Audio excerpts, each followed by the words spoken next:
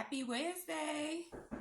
I want to go back to like a week ago when I shared a post about there being 164 kids who had died in 2022 in Hampton Roads from at the hands of their parent, or I think they said about 100 of them they couldn't prove child neglect, but they couldn't rule out child neglect. So it's pretty serious. That's a lot of kids. So we know the ending. It ended in death.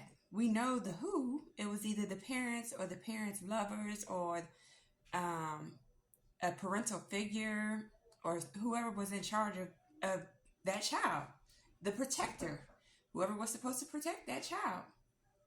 And in these 7 cities, that's a lot for right here. 164 kids, 164 babies' lives that they lost at home.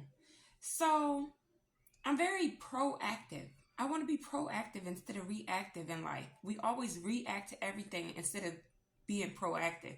So I want to really figure out, we need resources, we need groups, we need things to people to really sit down and look at all 7 cities and figure out what were the red flags, what were the family dynamics, what are the similarities, where was the ball dropped. So that way we can get to the real meat and potatoes of the issue so that we can help the families, so we can rebuild what was missing in those families. And that doesn't mean leaving them at home with those families.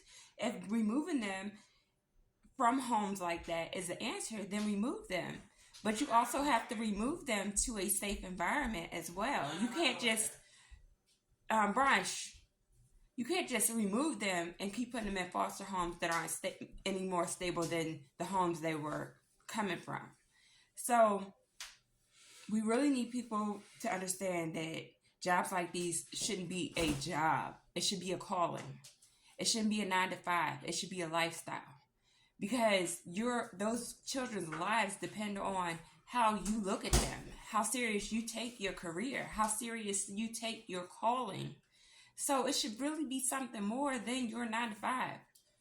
And they need someone higher up to combine all 7 cities to really take a step back and look at all 7 cities and combine and look at the similarities so that we can fix this problem, so that it won't save all of them. I'm not saying we can save everyone, but how do we save a majority? Because every life saved is a life saved. It's a child here.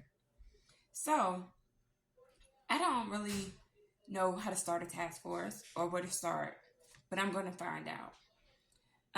If you guys know any more information, or if you deal with Child Protective Services or anything like that, please feel free to inbox me so that you can help me moving forward. Because it has to be something that makes home more appealing than streets. Because at the end of the day, this is part of our runaway issue.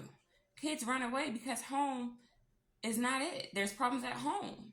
So if the streets become more appealing than home, so we have to make home more appealing than the streets, because nothing about the streets should be appealing. Nothing about the streets should be appealing.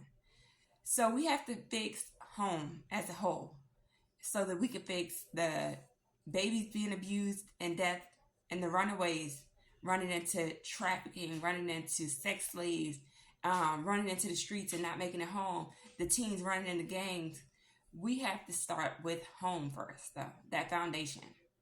So if you know any information, if you know where to send me, if you know where to start, please reach out. Even if you are in Hampton Roads, I don't care where you are. It should be nationwide, because this is a problem that's everywhere. And the babies are dying at the hands of their parents. And it's really increased since the pandemic. So reach out if you have any information, so that way I can figure out where to go from there. Thank you.